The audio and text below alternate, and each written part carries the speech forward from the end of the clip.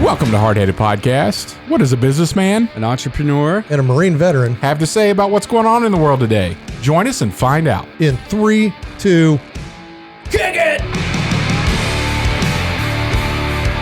All right, welcome to another episode of Hardheaded Podcast. My name is Troy Trussell, your host this evening, or this morning.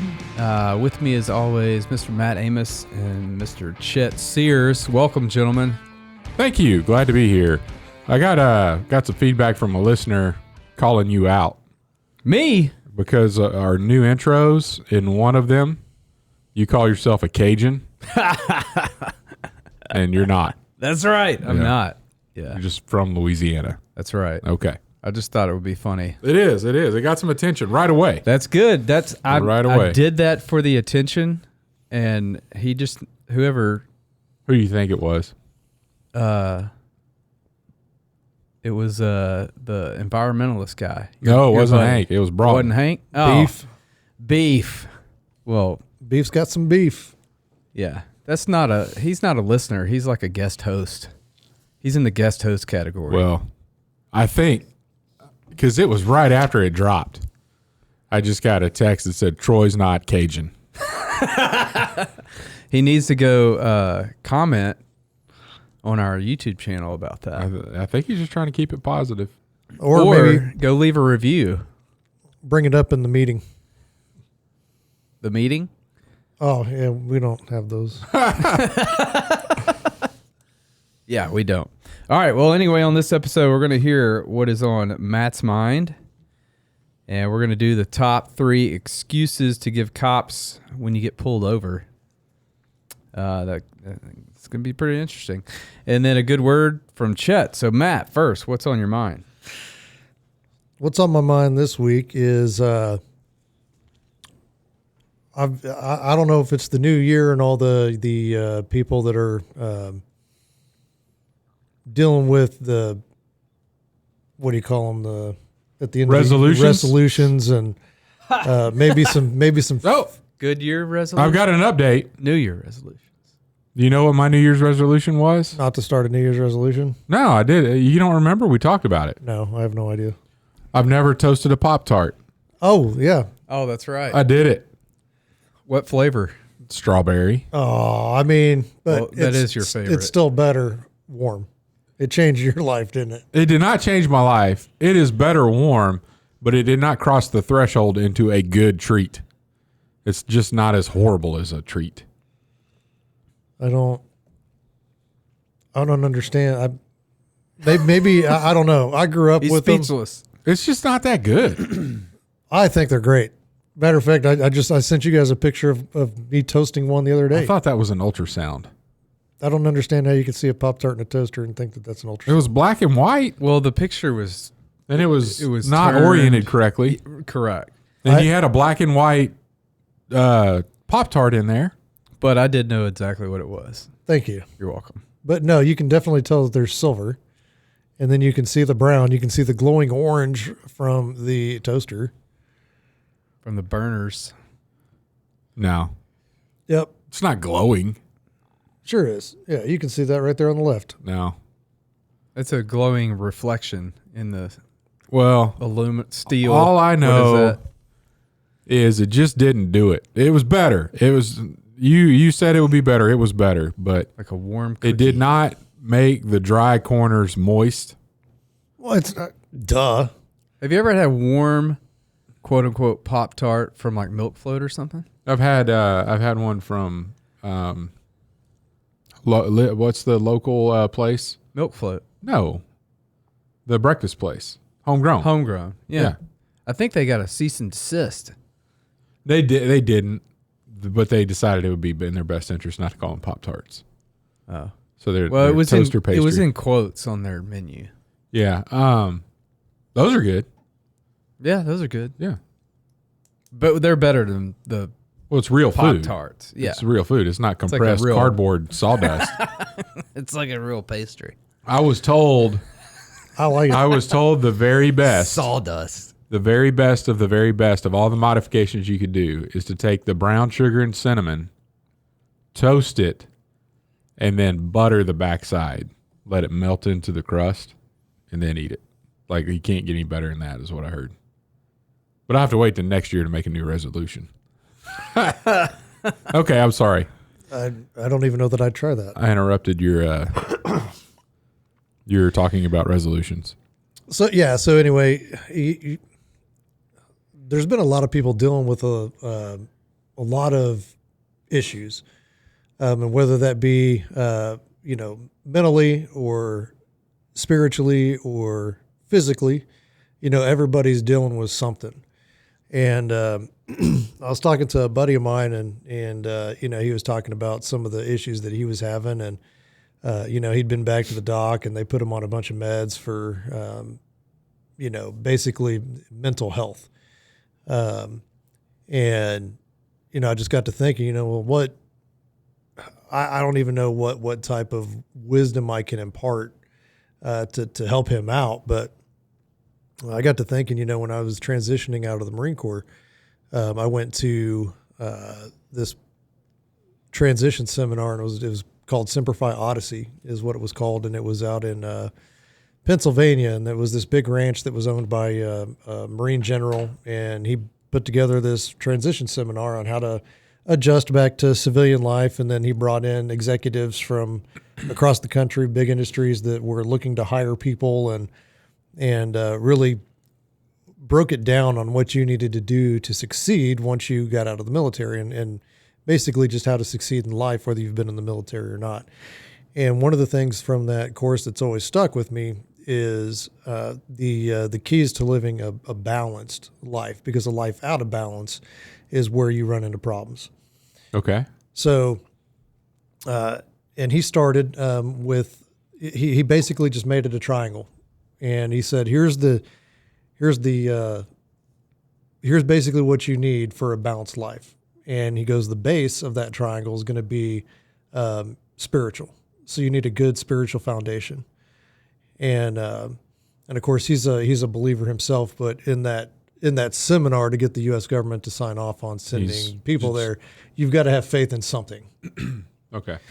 And then the two sides would be, you've got to have a good mental state, take care of yourself mentally, and then physically. So if you've got a spiritual base and you're mentally good and you're physically good, and all those things are equal to each other. Mm-hmm. You can't have one that is superseding the rest, because then that triangle is out of order. So I mean, you might have a really great spiritual base, but you don't do anything physically. Well, you're not the best that you can be at that point. Yeah. And so I've been trying to preach that a little bit, but I mean, the three of us know that a strong spiritual base is key to the rest of it. And I don't know. I kind of wanted to bring that up because I've noticed it in my life, and that's stuck with me ever since the day that I'm sitting there in that seminar, and I'm looking at this triangle, and those three words were on there, and then he explained it, and of course it was a 3-hour discussion on each facet of that. But that's how this whole seminar started off. It wasn't about, jobs and all this. It's like, here's what you need to do when you get out to be successful, to be happy, right, as a person. And again, I don't know. I mean, I'm not knocking going to the doctor and getting meds if you need a prescription for whatever, but I think a lot of that can be solved. Shouldn't be a shortcut. Right. I think a lot of that can be solved because with physical activity. I know a lot of people that's out of balance on, me for one. Mm-hmm. Right now it's out of balance for me. I'm not working out and taking care of myself physically as much as I should be. And so that part for me is out of balance. And, I know it's the same for a lot of people, but I do notice when I do start to do even just little things to take care of how much better I feel, even after doing it for just a week. Yeah. Something as simple as, waking up in the morning, getting ready, and then before I leave for work, doing, 30 or 40 push-ups, mm-hmm, just to get the blood flowing, get everything going. I feel so much better the rest of that day. And the more I keep it up, the better and better I feel. and then something happens, and then I stop doing it and get out of the habit. And then you're like, man, I just, I don't feel as good as I was. What was I doing? And then you're like, oh yeah, I was just doing a little, maybe walking an extra, lap or whatever it is, or making an extra, not just walking to the mailbox, maybe making 2 or 3 trips to the mailbox. And I have a very, pretty, not a really long driveway, but long enough that, Yeah. a couple of trips makes a difference. But it's just the little things that you can do that can get you out of some of those funks that you're in, and it doesn't always have to resort to medication. I was listening to somebody. I was actually a combination of different things, but one dude was just like, don't do anything extra. Like, don't schedule to start on the physical side. Don't think you're going to wake up and do 30 minutes of cardio or whatever else. If you have the opportunity, just park in the back of the parking lot at work, at Walmart, at wherever. Yeah. Park where you have to walk. And it's pretty interesting where I work. I have that opportunity to really push it way outside of my office. So I've been doing that for about a week now. Adds almost 3/4 of a mile to my day when I'm doing intentional. I'm just not going to take the easy close up parking spot. I'm going to go park somewhere else. And right. You get a little bit more of that. And then something else that came up, it was a study they did in Europe where they kept, so whatever it was that you eat, when you eat, whatever you eat, don't change it. You have to keep your running however you've been doing.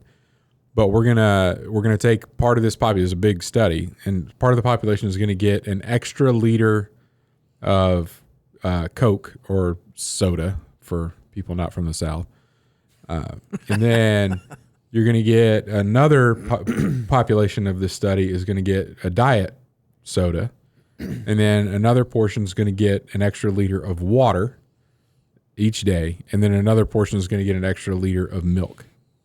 So over that, and they did kilos or whatever else, and I'm going to be a little off my numbers here. So what do you think happened to the population that drank an extra liter of Coke? Gain weight, lose weight? Gained it. Gain weight. What about water? Gain weight, lose weight? Stayed the same. Lost.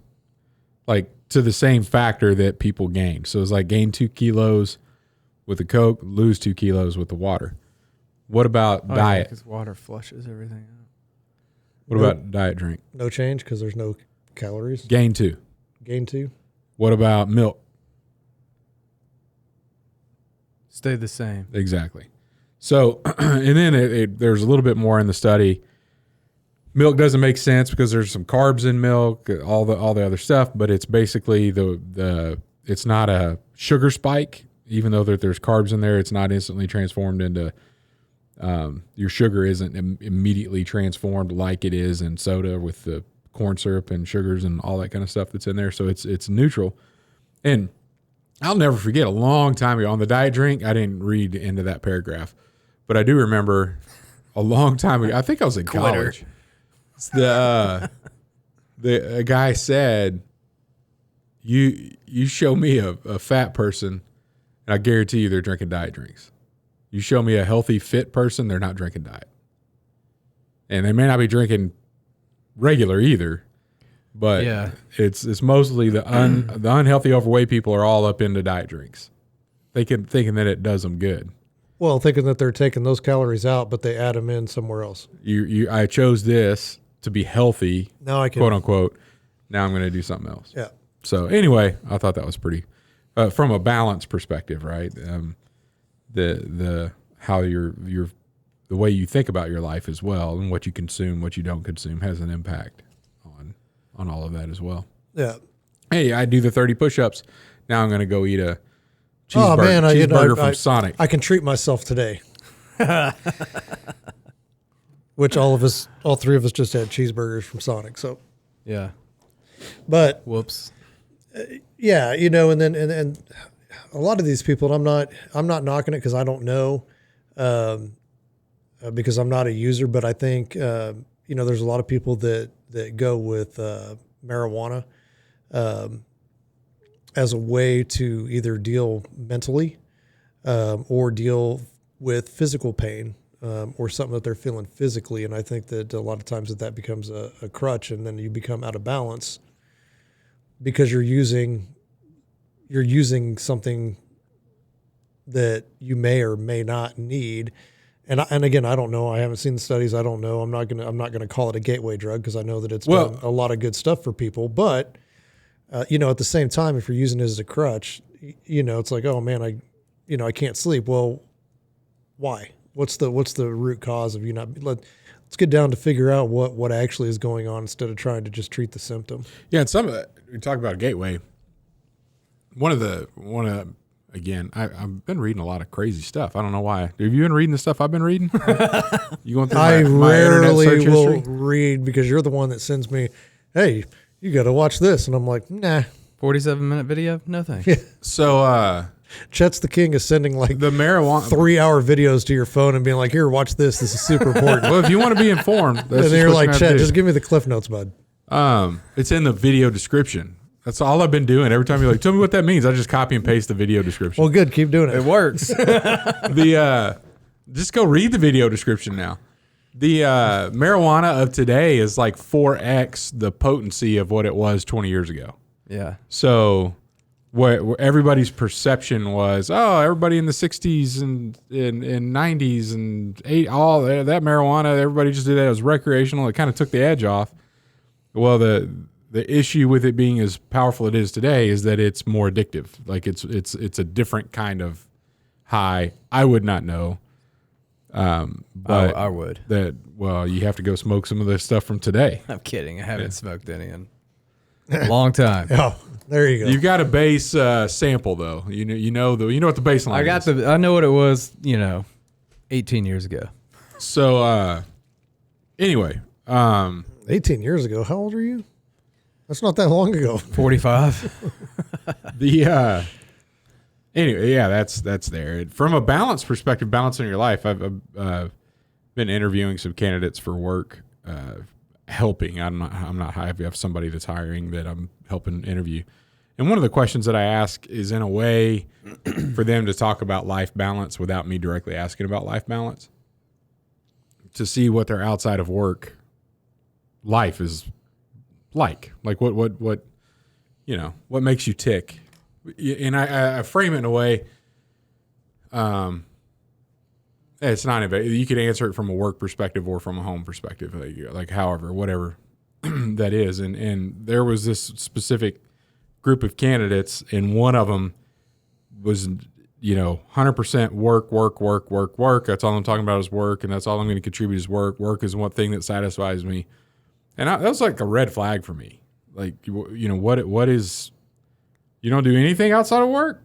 Like, I don't get to ask those types of questions, but that's what I'm pulling in, trying to find out, do you have that balance? Is there and I know it's not the same three things that are in balance in your triangle, but at the same time, if you're looking for work to satisfy every need of your life, that's too much to ask for from an employer, because we're not going to be able to do that. So I look at that as a red flag if you don't have that balance. Yeah. I mean, even growing up, it's kind of funny. Just one of those things that I always remember my mom telling me, when I growing up, she goes, well, everything in moderation. Everything in moderation. Don't overdo one thing and overdo it on another. I mean, just good life advice. So basically, I mean, that's kind of just what's been on my mind is balance. All right. I like it. All right, well, we're going to take a quick break, and we'll be back with our top 3 excuses to give cops when you get pulled over. All right. At Admiral's Pennant, our mission is to offer the latest and refined, high-quality masculine products and services to the modern gentleman, as well as provide him with the tools and products necessary to look, act, and feel confident in his appearance and social interactions. Check it out at admiralspennant.com. Without it, you might as well shave. And we're back. Yes, we are back with our top 3 excuses to give cops when you get pulled over. Why did this even come up? Matt, you suggested this top 3. Matt got pulled over. I got pulled over for the first time in, Undercover cop in a dark green Nova. man, long time.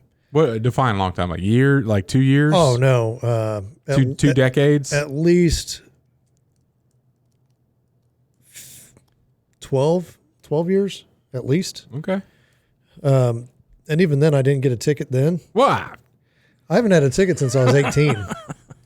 I know why you don't get tickets now. Because I'm assuming you didn't get a ticket. No, I knew as soon as he walked up, I wasn't getting a ticket.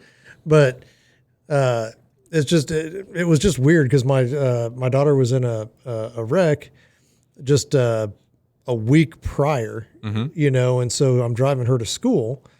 And You got pulled over with your daughter in the car? yeah, and so I'm driving, and we're running late because so she's like, well, I got to be there because she was starting an hour later, and she's like, well, I got to be there at 9. And I was like, okay, so I'm like, I'm around and ready to go, and then I go like, hey, what are you doing? You got school? I was like, get up, let's go. Yeah. And I thought she was already up, whatever. So we were running a little bit behind. So I just kind of turned onto the road and I was like, all right, well, and I'm in that like window on my cruise control. I'm like, The grace. You're trying to find the percentage over that you can go without getting pulled over. I'm trying to be in that happy spot. Yeah.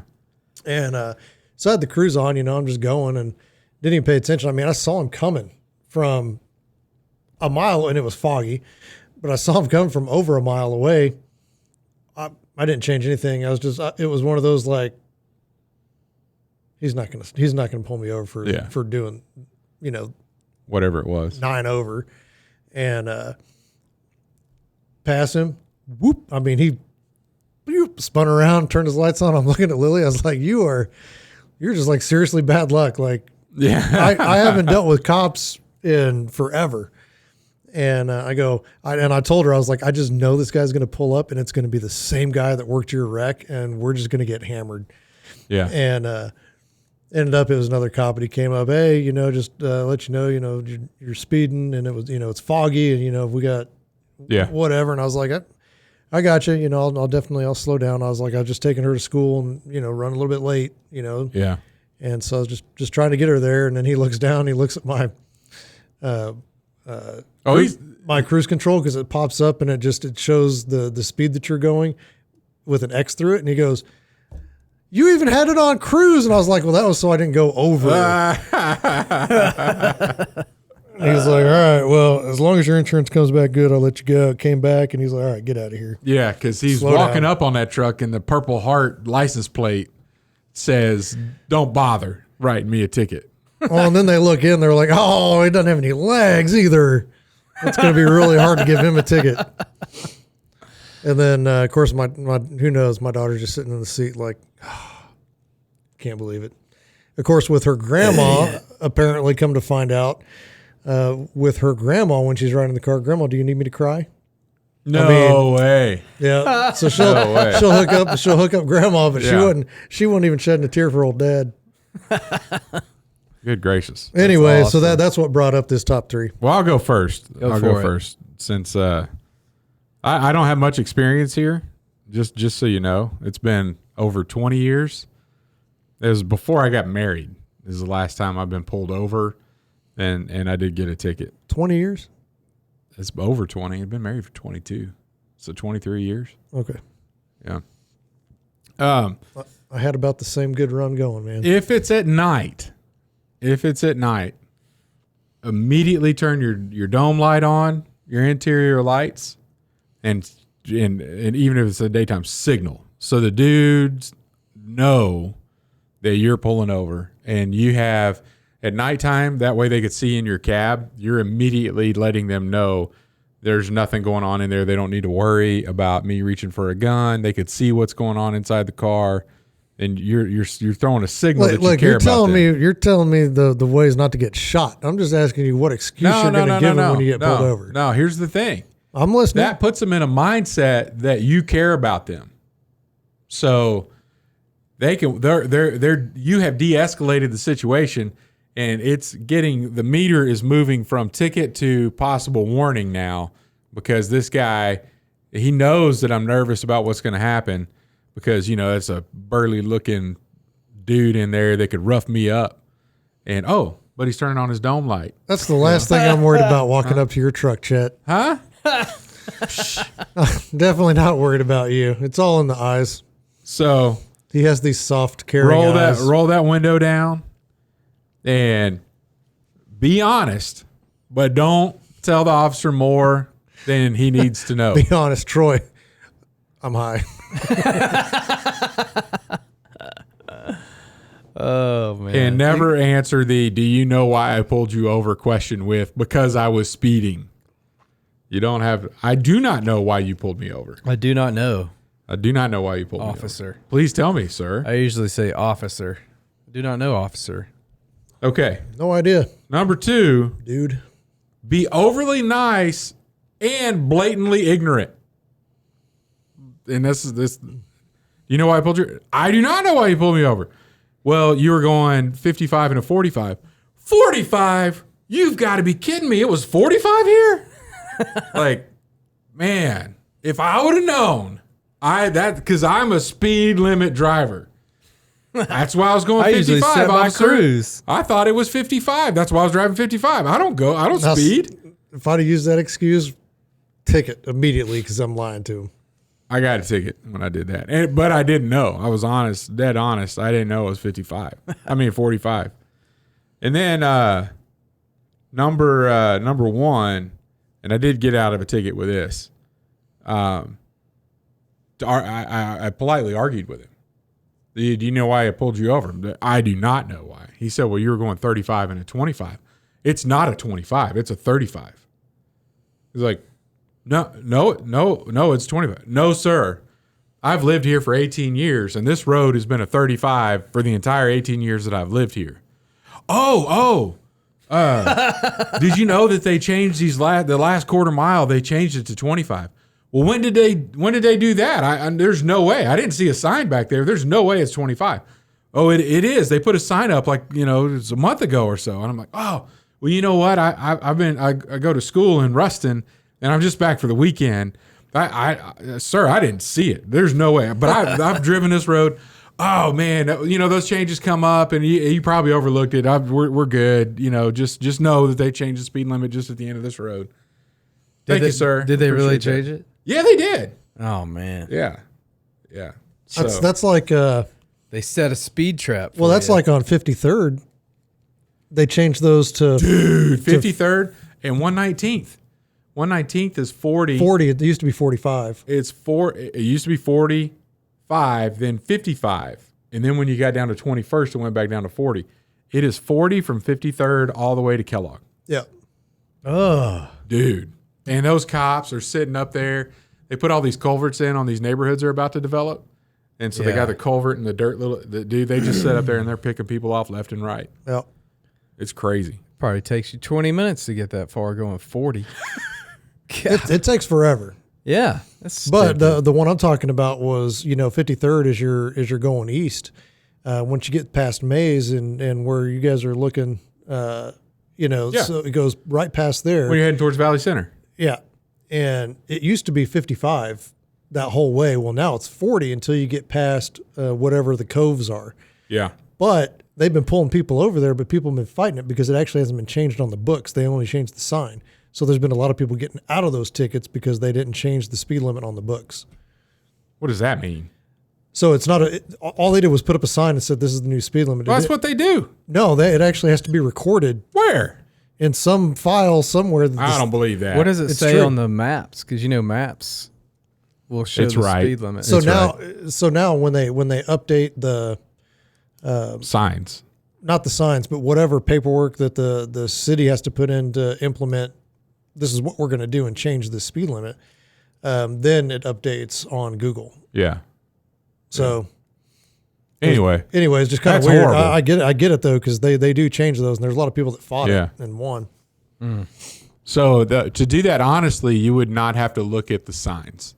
You can't look at signs from now on out, because then you'd be like, "What are you talking about? It's 40 here. It's been 55 here. So 15 years I've lived here. Oh, we just changed it. You got to be kidding me." Matt, give me your excuses. Number 3, stupid simple, one of the most popular ones. I got to go to the bathroom. That's a good. I didn't even think of that one. That's good. And then if they really start writing you a ticket, Just go. That'll show him. I guarantee you when they come back, he's going to be like, "Oh, you were telling the truth." You got to be prepared. I mean, is peeing your pants worth $150 fine? I think you just, well, it's going to be on camera if you just got up and went right outside your door. And then Well, you you probably get a indecency. public indecency. Yeah. Yeah. I Okay. mean, and then if it's a really bad ticket and you're really speeding and you really got to poop, guarantee you he's not going to give you a ticket and you get a mess in your pants. I'm just saying. I don't see it happening. You got to mess before he Give me a ticket. before he walks Give me a back ticket. to the car though, because once they walk back, or carry a bottle of the fart spray. Just psh, psh, whoa, okay. oh yeah, that's good. Yeah. Oh man. Okay. Number two. Number two. That should have been should've number two. Hey, there it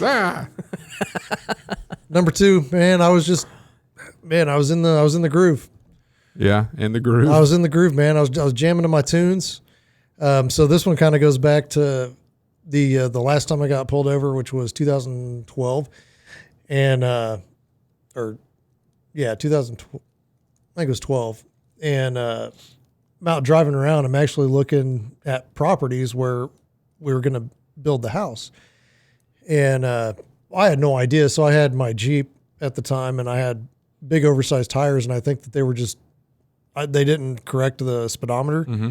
And so I think that they were 5 miles an hour faster. So I was doing, 60 in a 55, but he got me at 65. Yeah. And so, he comes up and he's like, I pulled you over. And I was like, no, I really don't have a clue. He goes, well, you're doing 65. I was like, really? I was like, my speedometer was showing 55, and he's like, oh, some of these tires. And he goes, well, I was like, man, I'm sorry. I was just so happy to be back home. And From my deployments. And I was like, serving the country. I was like, everybody, I was like, this is so different than California being back home. Everybody's waving. So I was like, I was paying attention to like, hey, I know that person and I know that person. I'm waving and I just wanted paying attention. Right. And he goes, yeah, you're good. Just make sure you slow down. I was like, Yeah. I will. And then 13 years later, 12 years later, they got me. Yeah. So, Well, do you try to? So if you're like in the groove, listen to some tunes, based on the appearance of the officer that's walking up, do you man, I was listening to Freebird. change tunes. Yeah. Yeah. You gotta Try to know size them up. you gotta know your audience. Man, I had George Strait just blaring. I was singing along. Yep. Yeah, you got to do that. Of course, the only place I get pulled over is the county roads. So, Yeah. it's very. I haven't been pulled over in the city in a long. Of course, I say that and I'll get pulled over, but I haven't been pulled over in the city ever. Other than when I was a kid, and apparently my car matched the description of a car that was going around shooting lights and stuff out of cars and Yeah. shooting up homes, and I was like, No. not me. And then number one, my headphones hit the Yeah, I know. mic. I know. Number one, officer, I got a real lead foot, and then You show them that it's not a real foot. it's good for a chuckle. Bada boom. So make them laugh. Make them laugh. Make them laugh. That's good.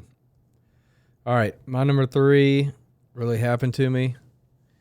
I said, I'm really sorry, officer. I did not see the cones. And I was listening to this. I was listening to this podcast and I was really into it. And honestly, I don't even know what happened. I'm really sorry. And I was just really apologetic the whole time. Yeah.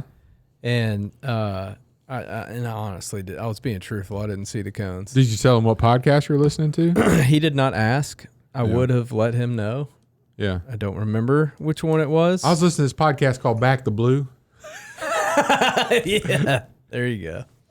Then he's gonna go look, and you're gonna go liar. He let me off though with a warning on that one, so that was nice. Number 2, my wife's having a baby. And if she's in the car, just get her screaming. Then he's going to lead you to the hospital. Then you just veer off. Like he doesn't already have your plate. Take another way home. So our neighbors here in town, well, they don't live there anymore, but they were last minute, like baby number 3. Hey, our baby number 2 was almost born on the highway. Starting now. Yeah. By the way, if you have Whoa. another request, Hey, Siri. you don't need to say Siri before. Why? Matt, Anyway, What did you say to wake her up? tell That's crazy. Siri to they calm down. Yeah, didn't make it. Had to pull over and have the baby right there on the side of the road. Oh, wow. Yeah. We made it, luckily, and I ran a red light in front of a cop, and he didn't pull me over. But and then number 1, you may have seen this on a movie, but you just Bees. get out and start screaming bees. Run around swatting at your head and everything. That save yourself or whatever. Save yourself, bees. Yeah, movie that's my was number that? 1. Tommy Boy. Tommy Boy. That's a great movie. That's a really good movie. Yeah. All right, Chet, you got a good word for us? I do. I'm not gonna. I had more to say. I think I'm going to save it for a different podcast and just cover the scripture here. Let me pull it up. Psalms 119 verses 9 through 12. How can a young person stay on the path of purity? By living according to your word. I seek you with all my heart. Do not let me stray from your commands. I have hidden your word in my heart that I might not sin against you. Praise be to you, Lord. Teach me your decrees. I think a lot of times we want those things to happen, but we don't want to put in the effort. So, the teach me your ways, oh Lord, we want that, but we don't want to read the Bible. We don't want to memorize scripture, but we also don't want to sin. But it's telling us here that memorizing scripture helps us stay out of sin.